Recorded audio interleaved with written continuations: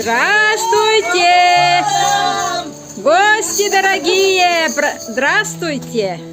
Пришла коляда накануне Рождества.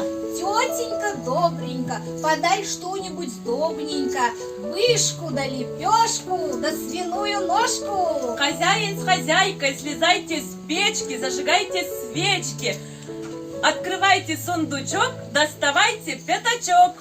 Коляда, коляда, приходила коляда накануне Рождества. Людей собирать, с Новым годом поздравлять. Колядуем вам добро, сено, да пшено, чтоб водились денежки, не ленились ленюшки, чтобы детки подрастали, своим близким помогали, Чтобы здоровья и богатства дому вашему и счастье.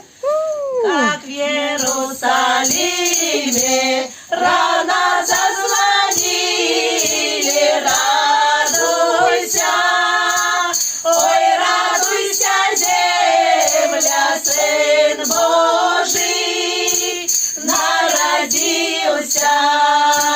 Мы в тебе хозяин, с добрыми вестями, радуйся.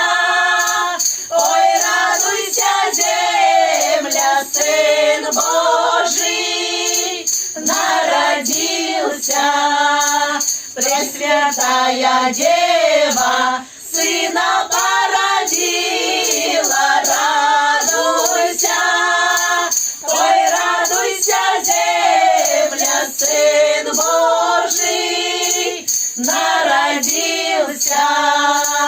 А к тебе, хозяин, три праздничка в гости, радуйся, ой, радуйся, земля, Сын Божий народился. А как первый праздник, святое Рождество, радуйся, ой, радуйся, земля, Сын Божий народился.